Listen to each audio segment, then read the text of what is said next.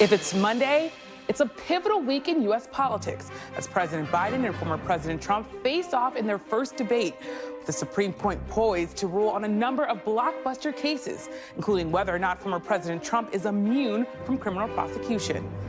Plus, Democrats mark the second anniversary of the Supreme Court's decision to overturn Roe v. Wade by slamming former President Trump, with Vice President Harris saying he is to blame for a, quote, health care crisis in America.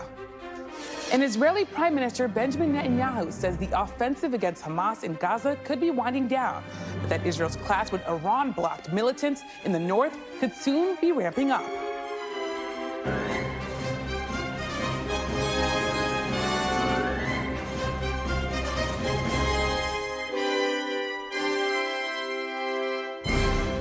Welcome to Meet the Press Now. I'm Yamiche Alcindor in Washington at the start of what could be the most significant week yet in the 2024 presidential campaign. In 3 days, President Biden and former President Donald Trump will square off in their first debate as the Supreme Court weighs whether or not Trump will be immune from criminal prosecution for his actions surrounding the January 6th insurrection.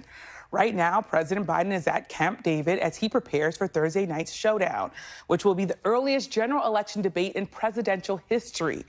On Meet the Press yesterday, Biden campaign co-chair Mitch Landrieu conceded that the early matchup could be a risky maneuver as the president tries to regain momentum and attack his opponent. Well, listen, everything that we do is high risk. I mean, every campaign that you have is going to be close. So everything that you do has to work. It has to be thoughtful. So I expect President Biden to do an excellent job, just like he did in the last two debates. It really doesn't matter how Donald Trump shows up. If he comes in unhinged like he is most of the time, or he sits there and is quiet, people are going to know that he's a twice impeached, convicted felon who's been found to have defamed somebody, sexually abused somebody, and gone bankrupt 6 times. Meanwhile, today, Donald Trump is holding a fundraiser after telling reporters over the weekend that his debate prep included rallies like the one he held Saturday in Philadelphia. At that rally, Trump signaled he may have set the bar too low for his opponent, repeating his claim without evidence that President Biden would be taking some sort of performance-enhancing drugs for the debate. As you know, it's been reported that right now Crooked Joe's gone to a log cabin to study. Prepare. No, he didn't. He's sleeping now. Because they want to get him good and strong. So a little before debate time, he gets a shot in the ass, and that's. They want to strengthen him up. So he comes out. He'll come out. I say he'll come out all jacked up, right? All of this comes on a week in which Donald Trump's various legal issues remain in the spotlight. Today, the judge presiding over his classified documents case held a series of hearings amid efforts by Trump's defense team to essentially run out the clock on any trial. And the Supreme Court could decide this week whether the former president has immunity in his election interference trial, which is currently on hold pending the high court's decision. Today, the High Court also announced it would issue rulings on Thursday and Friday in addition to Wednesday, but there may still be even more decisions announced next week. Joining me now are NBC News White House correspondent Monica Alba and NBC News correspondent Vaughn Hilliard, who is covering the Trump campaign for us. So, Monica, what is the Biden campaign's biggest concern ahead of the debate? Well, they want to make sure, Yamiche, that there are a couple of things that they're able to tackle throughout this 90-minute debate, which they believe will go by very quickly. And they want to make sure that President Biden has an opportunity to lay out what they view as a positive vision for a potential second term, while at the same time having those moments where he can clearly counter and contrast his own vision and policies with Donald Trump. And they're kind of looking at this through the lens of which Donald Trump is going to show up on that stage on Thursday. And they're going to be prepared for sort of every version or combination of the more bombastic one that you see at rallies, or a potentially more disciplined one who doesn't resemble that version, or a combination of the two. But either way, they're saying that basically President Biden is ready to have some more aggressive lines of attack that will clearly call out the GOP nominee, and that will be clear in terms of things like talking about January 6th, for instance, and the election that Donald Trump lost in 2020, because he knows that those kinds of things may elicit a response from Donald Trump that show, quote, the true Trump, or that may really put the more rally Trump on full display. But there's also here a real discussion between the president and his close aides at Camp David about trying to get in those key policy differences. And they want to make sure that there is enough of that substance in this debate and not just the focus on the style, even though they know that that's likely what a lot of people will be talking about the next day. Yamiche. And Monica, you're saying that the Biden campaign, the Biden team wants to focus on policy, but I wonder if the Supreme Court has a big decision, especially, of course, on the Trump immunity case, how much of a wrinkle could that be in Thursday night's debate? And likely they will, reference anything that happens in terms of news of day, and they'll be ready for that. They're preparing for a little bit of the unknown as well, which is difficult to do, but they are leaving open that possibility that there could be some really key developments. And we know that, for instance, they're discussing this in the context of things that Donald Trump has said very recently. So they are sort of up to the minute on all of the developments here, and they want to make sure that President Biden is speaking to voters and speaking to Americans about the things that Donald Trump has said controversially just a couple of days ago, or that he's talking about constantly on the trail. They want to make sure that that real contrast is very evident when it comes to things specifically like reproductive rights, like democracy, and like things like the battle over Social Security and Medicare. So they want the president to have some really key lines also on some of those issues that they know people are going to be paying a lot of attention to. Yeah, and people are going to be paying a lot of attention, Vaughn, to this debate being the first one so early in the race and in the campaign. Was former President Trump's message in Philadelphia on Saturday a preview of what we might expect on Thursday? I think so. Look, I mean, a rally stage, I think, is a pretty good indicator of what is on Donald Trump's mind. He is freewheeling, and he goes off on tangents of what comes to mind, when he's not looking at a teleprompter. And in the case of the debate, they're not allowed to bring notes. They're able to have a pad of paper and a pen, so he'd be able to take notes up on stage to go off of. But largely, this is going to be a Donald Trump responding to questions, but also of what's top of mind. And, at one point in his Philadelphia rally, he made the comment that Joe Biden was going to shoot something into his butt, suggesting that he was going to drug himself up so that he was going to be ready for the debate on Thursday night. And the reason I bring that up is, number one, he has been saying that repeatedly wherever he can. He just put out a social media post in the last half hour suggesting the exact same thing. But he's done this repeatedly over the years. And Yamiche, he did the exact same thing, literally almost verbatim, said the exact same thing about Joe Biden shooting something in his butt after the first debate back in 2020 presidential election, because, of course, he raised the stakes that, at that time, that Joe Biden was sleepy and that he was in his basement. And, of course, in that first debate, memorably, Joe Biden came out and was not any of those things, but came with quite a bit of energy and really pushed back on the expectation setting, the low expectation setting that Donald Trump had done for him 4 years ago. And Donald Trump is looking to avoid to do that now. And it's interesting. I mean, you have, of course, former President Trump going after what he thinks is the biggest liability to President Biden. What, though, does the Trump team think is the biggest liability of Donald Trump? What are they most concerned about coming in to Thursday night? Of course, these polling numbers over the last month that have indicated a shift not only nationally, but particularly among independents away from Donald Trump back to Joe Biden after his guilty conviction in the New York hush money scheme case is, of course, a paramount concern for the campaign, because it's those independent voters or reticent conservatives that are going to be key in some of these counties, like, in the areas around Fulton County and Maricopa County, that are going to be crucial for the Trump campaign to hold on to in order to win this November election. And so when you see here in the debate, I think it's a question for Donald Trump is how much do you avoid conversation about the trial and the litigating of it, or do you push back against the premise? And I think that is a campaign conversation that is underway about to what extent does Donald Trump take on the findings of those 12 jurors, or does he try to move past whatever reference that Joe Biden makes to them? Yeah. Of course, the other big question is who Donald Trump is going to pick to be his VP. He says he's made his pick. Is there any update there? When do we think we'll actually find out the name? Well, the convention starts just 21 days from now, so he's got 3 weeks. He had said that he was going to be making it close to the convention. He may even make it in Milwaukee. At the same time, that list has seemingly narrowed. It's not out of the spectrum that Donald Trump would choose somebody outside of the individuals that campaign advisors and other sources have indicated are the front runners. Of course, you're looking at J.D. Vance, Marco Rubio, Doug Burgum, some of those individuals, but Ben Carson is still in the running as well. And Donald Trump says that he has told nobody who he has made up his mind on.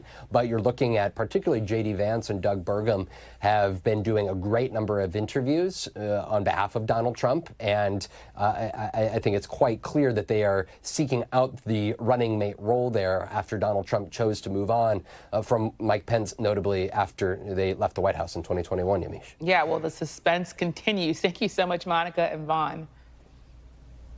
And NBC News will also have special coverage and live analysis of the first presidential debate hosted by CNN, streaming right here on NBC News Now. It all gets started at 7 p.m. Eastern, so don't miss it this Thursday. Now, turning now to former President Donald Trump's legal issues.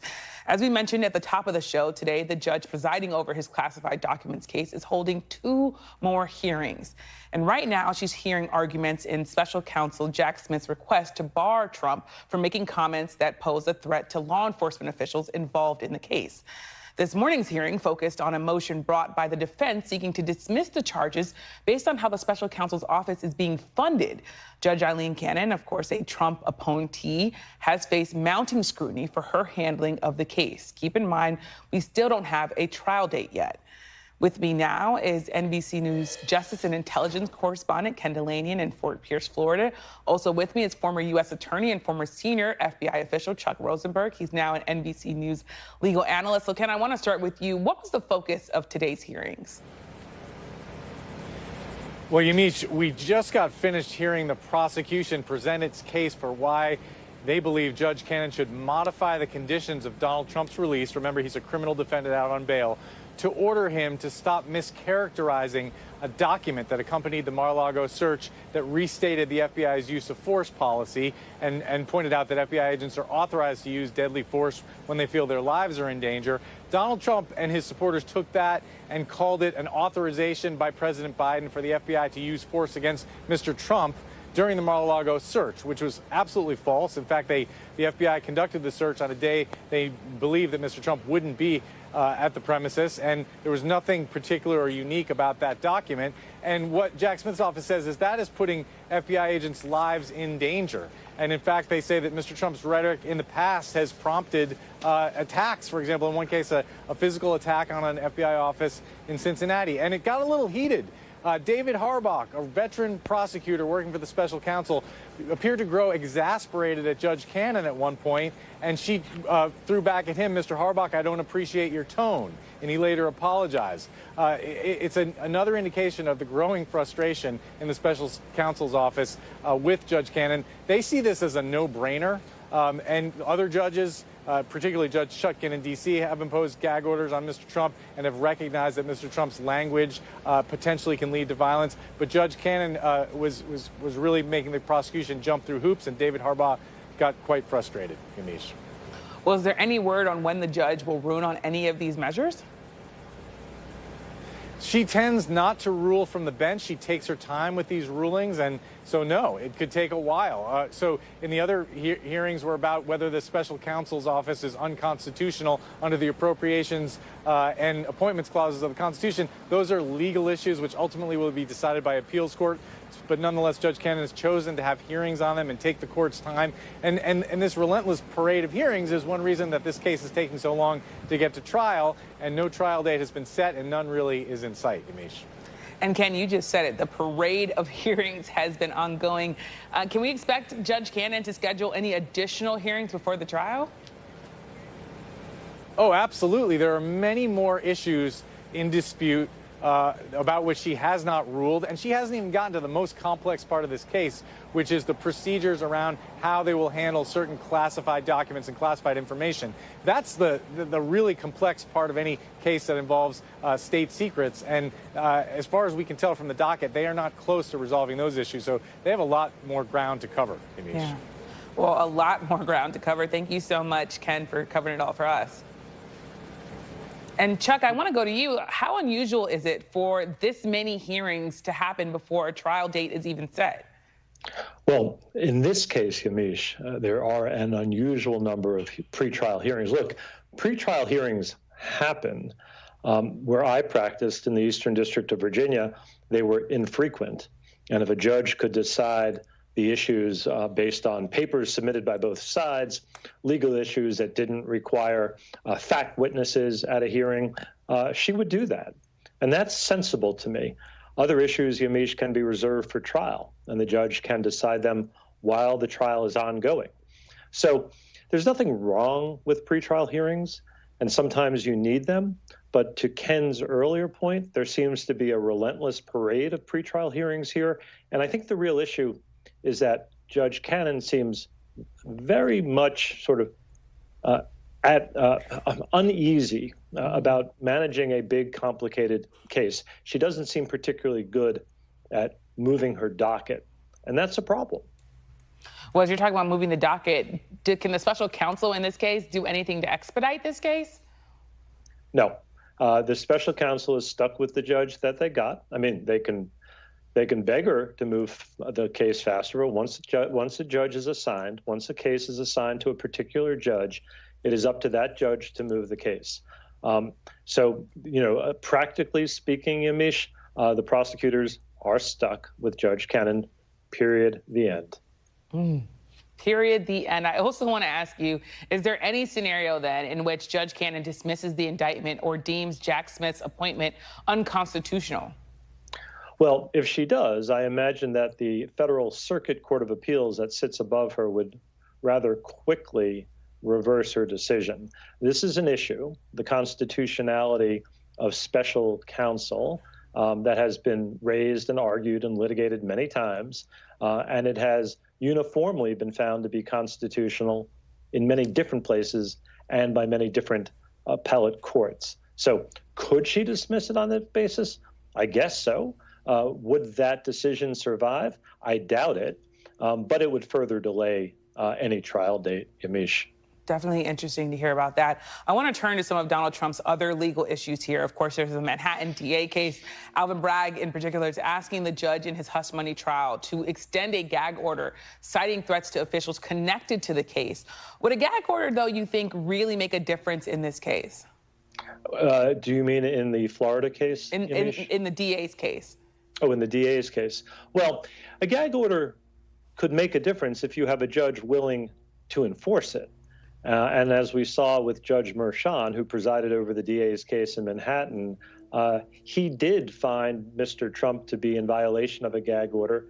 And though he was not able to fine him very much, indeed impose, I think, about $10,000 in fines. So, could it make a difference? Sure. But that's only true if the judge who issues the gag order is willing to enforce it.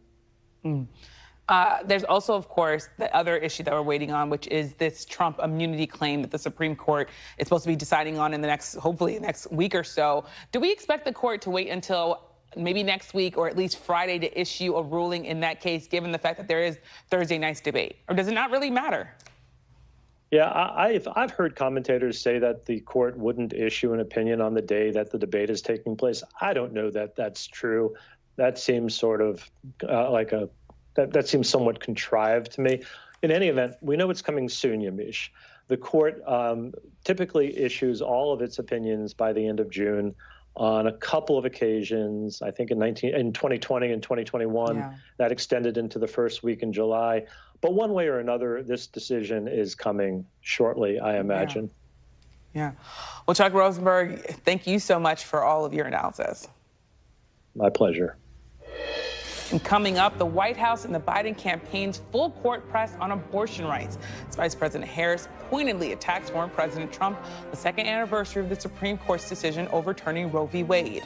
Plus, the most expensive congressional primary ever seen on the airwaves. We've got new interviews with both incumbent New York Democrat Jamal Bowman and his challenger, George Latimer. You're watching Meet the Press now.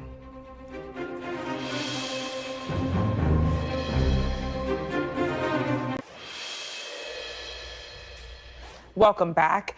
Today marks 2 years since the Supreme Court overturned Roe v. Wade, leading, of course, to a massive shift in the landscape of reproductive rights across America. 14 states now have near total bans on abortion, and several others have been put in place and have put severe restrictions in place.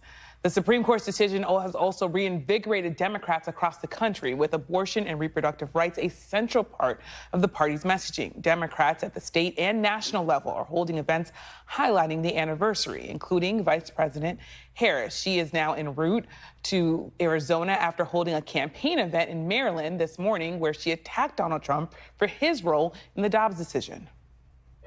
He, quote, proudly takes credit for overturning Roe.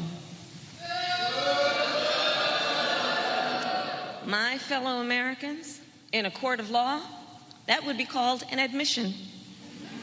And some would say a confession, all pointing to the ultimate issue.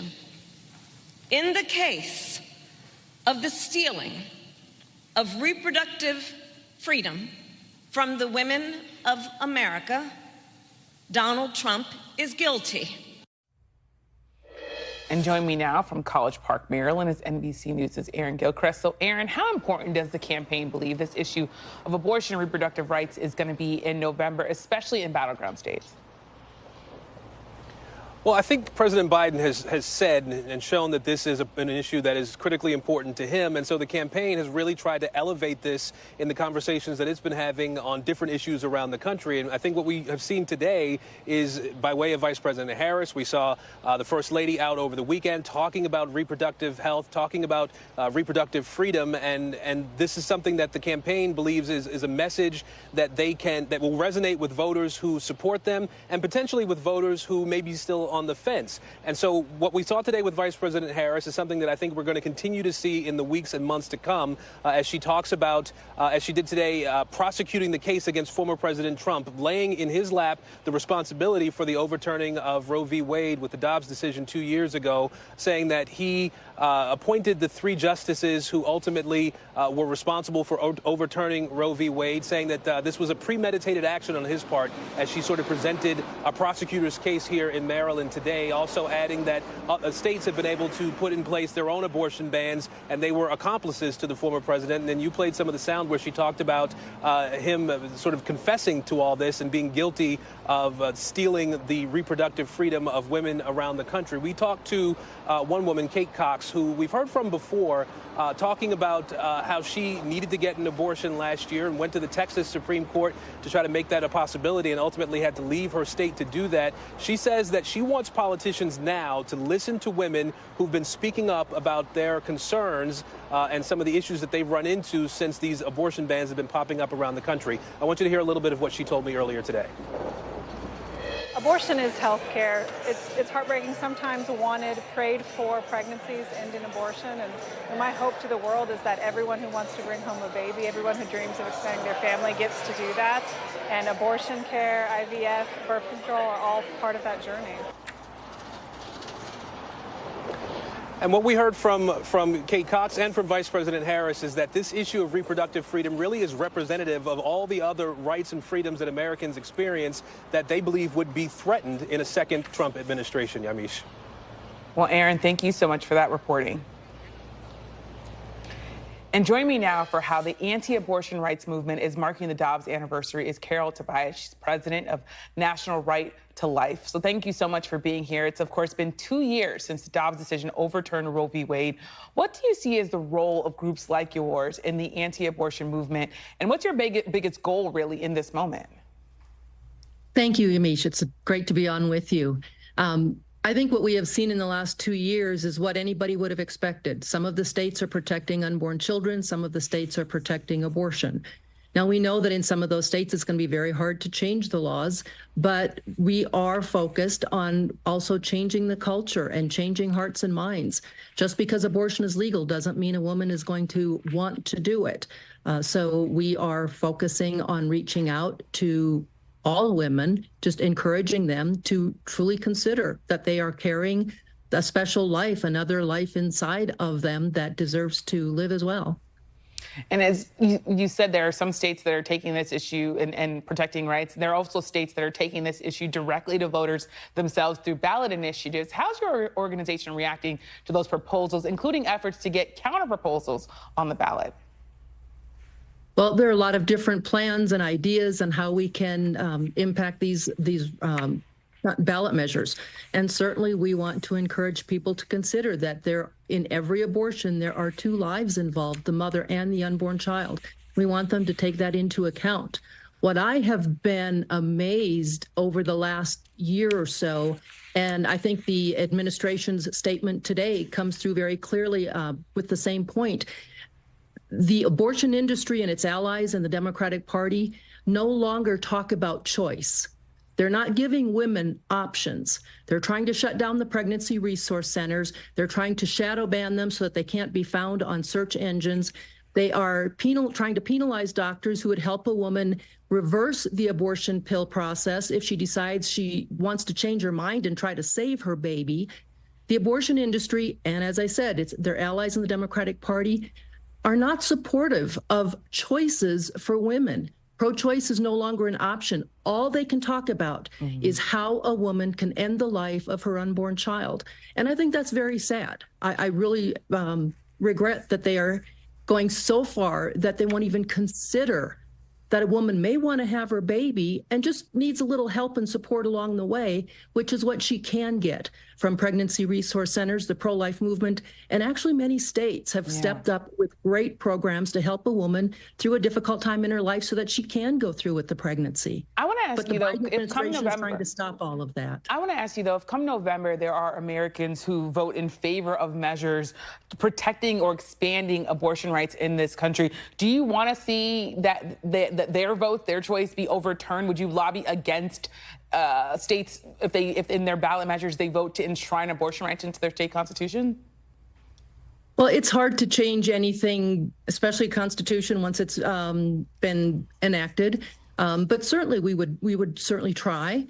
We want people to realize that there are two lives involved here, and there can be many different options of helping women. Changing the law and saying that abortion has to be legal for all 9 months of pregnancy for any reason, and eventually seeing your tax dollars pay for it is not where a majority of Americans are. Even if the voters vote to do that. Well, some of them are doing that without realizing that they would be legalizing abortion for all 9 months in their state. And as we have seen in some states, their tax dollars end up paying for it. And that's not where a majority of Americans are. We've also seen some instances where organizers of these abortion rights ballot initiatives say they've been harassed and that some of their personal information has been released on the internet. What do you make of those tactics? I think we've seen a lot of that coming around from every angle and on any issue.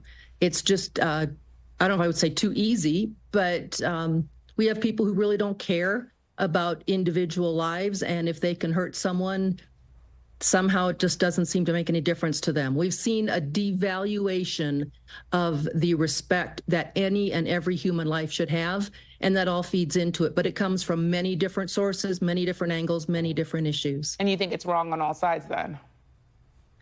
Certainly, we don't want to go after and attack anybody personally or publicly. But I know there are efforts to try to encourage people not to talk to those who are collecting signatures. I don't see that as harassment. That's more educational than, I want you to make sure that you realize what they are asking you to do. Yeah. I also want to ask you, beyond the ballot box, what do you see as the next stage in the abortion rights fight here? We're still waiting, of course, on that one Supreme Court case concerning abortion after the court unanimously rejected the challenge to mifepristone. Is there really going to be is that going to be the primary legal battle here, or do you see something else on the forefront? What else do you want to see? Right now, I would think the EMTALA decision is the big one on a nationwide level. Donald Trump has said he does not support a national ban on abortion, that it should be up to the states. There are certainly many things that the federal government can do to keep tax dollars out of abortion, protecting conscience rights for doctors. There's a lot that can be done, and I don't know that I would say any of them are primary or important. For the Supreme Court, definitely the EMTALA case is a big one. We don't want to see hospital emergency rooms turned into abortion facilities. Well, thank you so much for bringing your perspective to Meet the Press Now. We really appreciate it. Thank you, Yamiche. And up next, new tensions between the U.S. and Israel and new concerns about an escalating conflict as Prime Minister Benjamin Netanyahu says a new phase of the Israeli offensive is coming. You're watching Meet the Press Now.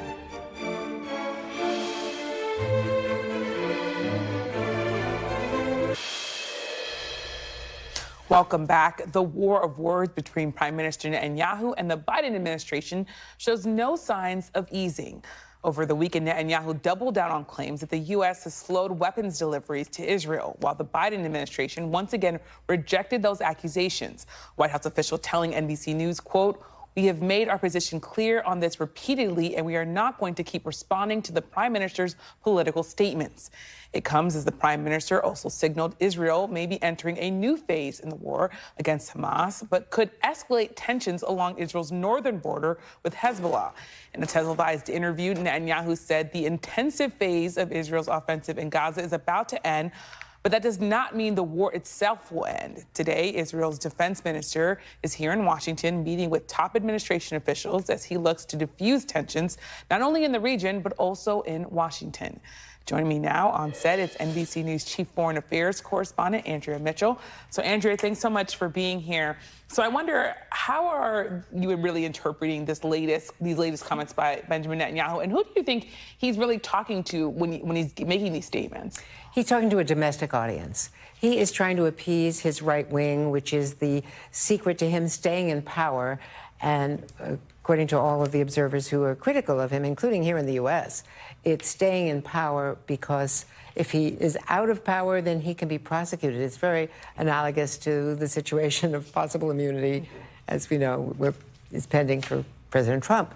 So that is basically his grip on power. He's a survivor. He has managed, over and over again to stay in power.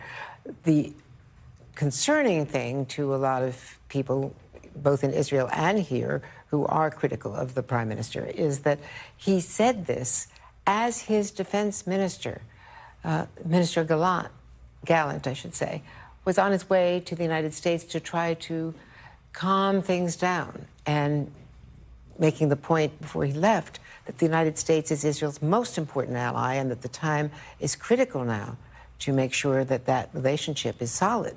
So the fact that Netanyahu would try to escalate this was very disappointing. I interviewed Michael Oren on our show, the former ambassador to the United States, who's very experienced, is very supportive of Netanyahu and of Israel's military objectives. And he said that he was sorry about this because it really is important to take the temperature down. Most importantly, because of what you referenced, the potential escalation in the north. Hezbollah has been, attacking Israel now for 8 months from the north. It's getting worse. And they also released a video showing strategic targets in Israel that they can reach. They have 150,000 to 170,000 plus missiles. They are a real army. Yeah. And so far, Secretary Blinken and all of the other State Department and White House officials have managed to calm things down, and they sent the carrier group and now another carrier group to the region to signal to Iran, don't dare think about escalating from the north. And frankly, Israel can't handle two wars at the same time. Well, that was what I was going to ask you was, Benjamin Netanyahu saying he's going to now send Israeli troops to the north. How is another conflict going to be received in Israel when we have all these domestic politics playing out? It actually will be received positively by 90,000 plus residents from the north who have been evacuated from their homes for 8 months now and are desperate to get back, especially before the beginning of the school season, and fear Hezbollah and want Israel to take them on. But other people in Israel, especially the protesters, the hostage families who were out in full force on Saturday night, want an end to these conflicts because they want to get the hostages out. And they are concerned about Netanyahu actually repeating that his goal is to eliminate Hamas before the priority of getting the hostages home. And the military, including Minister Gallant, do not believe that that's militarily achievable, eliminating Hamas. Yeah. Well, Andrea, you break it down like no other, so thank you so much for being here on set. My pleasure. Anytime. And after the break, bitter, divisive, and expensive. New reporting on the competitive and nasty fight in New York's 16th congressional district, where Democratic divisions over the war in Gaza are front and center. Voters are heading to the polls there tomorrow. You're watching Meet the Press now.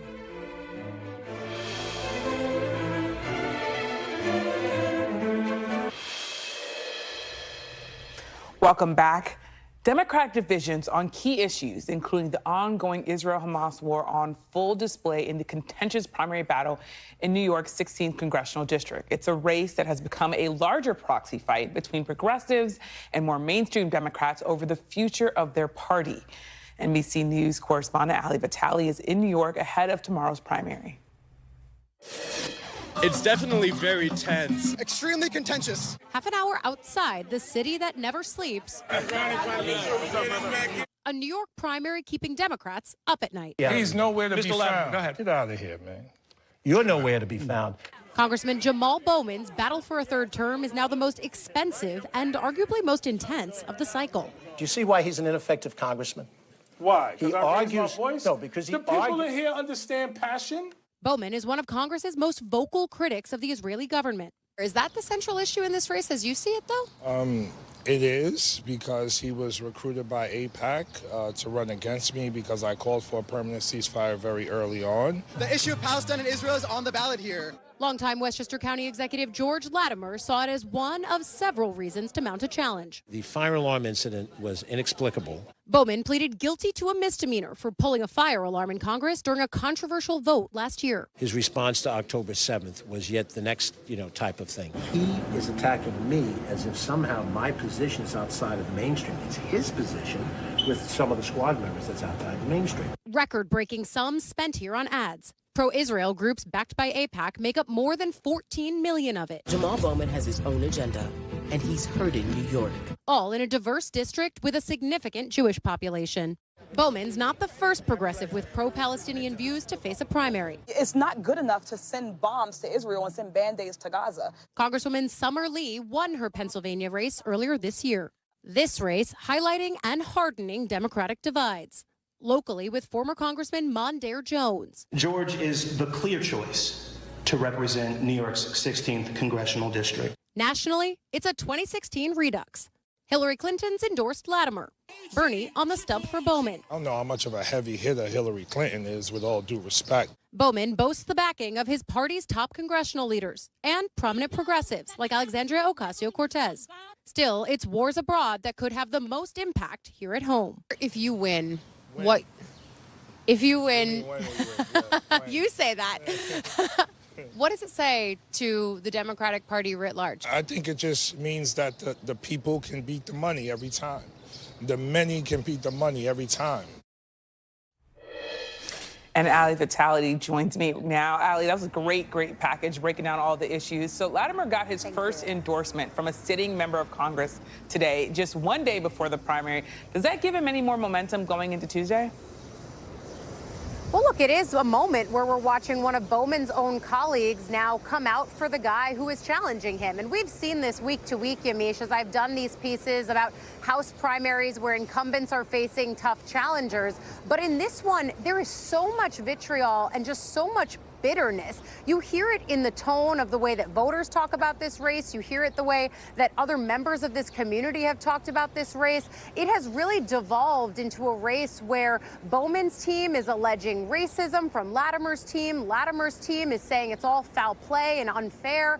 It's really a moment where you see the breaking points and the schisms within the Democratic Party writ large. So sure, the fact that a colleague of Bowman's is now playing in this race is certainly one more thing to add to the pile. But I have to tell you, this is one of those stories, Yamiche, that especially once I got on the ground, it was like there wasn't enough time to add all of the different dynamics that are at play here in this race and in this battle that is, yes, about Bowman versus Latimer. It's through the lens of the Israel-Gaza conflict, but then it's also a larger story about the Democratic Party and the schisms between progressives and more mainstream candidates that we've been seeing since 2016. The fact that Hillary and Bernie are both playing here is just emblematic of the divides that we're still watching play out now in the year 2024. Yeah, well, you talk about bitterness. There's also some bitterness on the GOP side. You were in Virginia covering the Bob Good primary. So what's the latest with that race?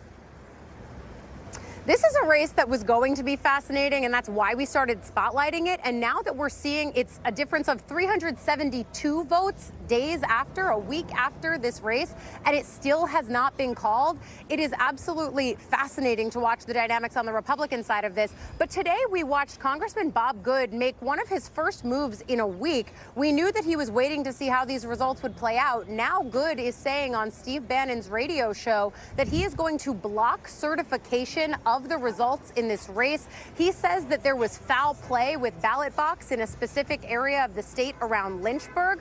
We've reached out to those election officials and the Good campaign. We have not yet heard back. But look, this is what happens when you've got two election deniers going against each other. We've seen the way that they reacted to the 2020 election, where their favored candidate Donald Trump lost. In McGuire's case, he went to stop the steel rallies and was on Capitol Hill on January 6th. In Bob Good's case, he was in Congress and voting against certification of the election results. Now we're seeing what happens when one election denier loses and the other election denier wins. Turns out one of them is going to deny the results of the election and try to block certification, it turns out. Yeah, well, Ellie, you are putting in the work. New York, Virginia, thank you so much for all of it. Thanks. And still to come, all eyes are on the candidates and the Supreme Court in what's set to be one of the most pivotal weeks in the presidential race yet. We'll dig into the politics of it all. The panel's next. You're watching Meet the Press now.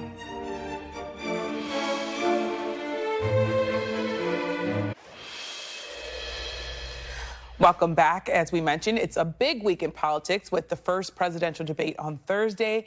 And not one, but 3 days of potentially major Supreme Court decisions on issues both candidates are eager to put front and center. And joining me now is the panel. Susan Page, of course, Washington Bureau Chief for USA Today. Megan Hayes, former special assistant to President Biden. And Matt Gorman, former senior communications advisor to Tim Scott's presidential campaign. So thank you all for being here. Susan, I want to start with you. There's a lot we're looking for at the Supreme Court. If you're these candidates, are you hoping that there's a decision that comes out before the debate? How do you think that might impact their thinking here? Well, maybe it depends on what the decision is. I mean, the immunity decision in particular. Yeah, the immunity decision is the big one that we're watching for. There's some other important ones, but that one overshadows everything else. So if they find that that Trump has immunity, I think that's a decision he would welcome to have to talk about during the debate. If it goes the other way, I can see Biden thinking that's to his advantage. There's also this idea that, of course, both of them are preparing in different ways. Trump is on the campaign trail, but from President Biden, he's at Camp David. He's preparing. That being said, he didn't come out today. It's, of course, the second anniversary of Dobbs. Do you think this is a missed opportunity, or is his focus basically where it should be in this moment, Megan? I think his focus is where it should be. He'll have plenty of opportunities to highlight Dobbs, just as he has, up to this point as well. I think that he needs to be focused on the policy here, and he needs to be focused on the debate, which that's the event that can move the needle here on this election. So I think that his focus is where it should be. I also want to ask about sort of the Biden campaign's messaging on abortion in particular. I mean, there's so many events this weekend and going into today, dozens of rallies. Do you think that the focus there should be on abortion, given that we do see that being something that voters care about, but they also care about the economy as really usually the #1 issue in polls? Yeah, I mean, the vice president's out on the trail today talking about the Dobbs decision and abortion, but I do think this is a winning issue for Democrats. It's failed at the ballot every single time it's been brought in very red states. This is an issue that can bring voters out. It can turn out those Nikki Haley voters that that are going to be so crucial to win the election. And Matt, I mean, abortion is something that Donald Trump has talked a bit about. He's sort of in some ways, I think, and the Republicans are trying to figure out their messaging still. But he said he sort of wants Dobbs to be the end of this. But he also said that he was going to put a policy out on mifepristone, that abortion pill. We are still waiting for that. What do you make of sort of whether or not he's going to have to talk more about this on stage when he's asked specifically about abortion? He certainly knows that the politics aren't with the party on this. He certainly, better than anybody, this is the guy who read polls off during his stump speech. He knows better where the polls are on this than anything. And I think one of the things that is a little different than 2022, and I'm interested to see where this happens, is you have, abortion as certainly a very potent single issue for a lot of folks. They'll crawl over broken glass in a lot of ways to vote. And in the same ways, you're starting to see immigration become an issue like that with a lot of salience. And for each of those issues, the Democrats, when it comes to immigration, Republicans to abortion, don't really want to talk about it, and the other side sees an opening. overturning. So I think during the debate and in the metaphor for this campaign, you're going to see both these issues kind of face off. Whichever one wins is going to tell us a lot. Susan, there's also, now former President Trump is sort of trying to raise the bar, saying maybe I set the bar a little too low for Sleepy Joe. If he comes out and he just sort of speaks and isn't sort of all the things that Donald Trump has told the American people Joe Biden is, do you think that what do you make of the way that Trump is handling this and trying to say, well, maybe we could raise him a little bit higher? I think expectations matter. If people walk in, think of the State of the Union, where Republicans in general and Trump in particular had set very low expectations for whether Biden could put two sentences together. And he comes out and he looks invigorated, and he has a little byplay with the crowd. And so he exceeded the expectations, and that did him a lot of good. So it seems to me it's hard for Trump to successfully pivot 100% from Biden can't walk a straight line to Biden's a really formidable debate opponent. And he's also trying to, Matt, in some ways, thread the needle here. He's both saying this is Trump's words, that he's senile, that he's someone that's losing it, while also saying he's the head of the Biden crime family. Can you have it both ways here? It's certainly tough, and it's also what you're seeing now with this kind of late push by some in the campaign to really go back against the moderators that they agreed to very, very quickly, right? On the network, they agreed to very, very quickly. And this is kind of the back and forth. When it comes to debates, especially in expectations, you need to be willing to sometimes take a hit in the short term for the long-term gain, and sometimes you can't always play what's right in front of you in the short term. This is an example of that. Yeah, and I want to play some sound for you, Megan, because Matt was talking about immigration. Trump made some comments over the weekend about sort of a UFC-style league for migrants. Let's take a listen and let people listen to what he said. And I said, Dana, I have an idea. Why don't you set up a migrant league of fighters and have your regular league of fighters, and then you have the champion of your league. These are the greatest fighters in the world. Fight the champion of the migrants. I think the migrant guy might win. That's how tough they are. He didn't like that idea too much, but actually it's not the worst idea I've ever had. It's sort of stunning to hear him say that he's essentially talking about setting up a fight club for people who are trying to come to this country. And I wonder, though, do you think that he'll suffer any consequences? And if not, why do you think that is, that he can just sort of say things that might sink any other politician? I think that people are expecting him to say this. I think that people don't know the basement for what he's going to go, and every time you think you're at the basement, he goes lower. This is like referring to people as animals, and they're going to fight like dogs. It just is. It's unimaginable to be able to do this, but I do think that this excites his base, and that he has found what moves his base. I just don't think it matters to the people, and I do think it matters, to the people who are undecided, and I don't think it plays well with them. And so I think that at some point he's going to have to pivot away from this divisive kind of gross language to get those people to vote for him. Matt, you brought up immigration, so I'll ask you, what's your reaction to when you hear former President Trump say something like this? I want to meet the person that after 12 years of being around President Trump finally says, oh, now I'm not going to vote for him, right? Like, so much of this is priced in. Like, we know he's not the nicest guy. We know certainly your last question was right. Like, what will sink him? I've been asking that question for 10 years. I worked on Jeb Bush's campaign, worked on Tim Scott's campaign. And so I think the really what this is so much of this is priced in. And, when he's leading among Latinos on immigration now by 4 points, according to what Axios reported, the dynamic has shifted in a lot of ways on this issue. It doesn't cost him with his base. That's set. Costs him with people who maybe think, I don't like either of these candidates. Look at Trump's demeanor. That really puts me off. Or maybe Trump will have very good disciplined demeanor, and they'll say, some of these things I've been hearing about him, maybe they're not so bad. And then it's the point, do they stay home or do they vote for Biden? And I think that's where we don't know yet. Well, or do they? For a lot of these folks, is it Trump or stay home too? Right? Yeah, exactly. That's the other thing. But again, we seem to have one of these every other week, and it's okay. Now is this the one? Like, oh no, this is the one. It's the aggregate of these things. Yeah. Well, I also want to pull out some recent polling. A majority favored a program to deport any undocumented migrants, but when asked if the government should use detention centers while trying to deport these migrants, a majority said no. So I wonder, when you think about sort of what they're saying there, do the American people sort of want a magic solution to immigration, but they don't really have it? What do you think of that, Matt? Well, it's the same. In my mind, it's the same thing. It's like, I hate Congress, but my congressman is okay. It's that sort of thing, right? They have this mind, and they have still kind of the thought in their head from the issue with child separation in the Trump presidency. That's probably a lingering effect that makes that latter poll question the way it is. But I think the Overton window, like I said, has shifted in so many ways in immigration, where 10 years ago, think of how much they pilloried Mitt Romney on on immigration. In 2016, immigration was a massive issue. Here, that is something that, again, is popular. We never would have thought that. Yeah. Susan, there's also, Trump is now saying that he knows who his VP pick is. He's apparently told no one, but it's in his mind. What do you think, who do you think could maybe help him the most here? We've had some reporting that said Burgum, J.D. Vance, those are kind of at the top of the list. Yeah, I've always thought Burgum was the most likely choice because he looks like a vice president, has got a ton of money, brings some donors with him, is obviously willing to be very loyal, has done pretty well handling some tough questioning on TV, and will not be so charismatic that he steals the spotlight from Donald Trump. Yeah. Yeah. Well, Susan and Matt, thank you so much for another vibrant conversation.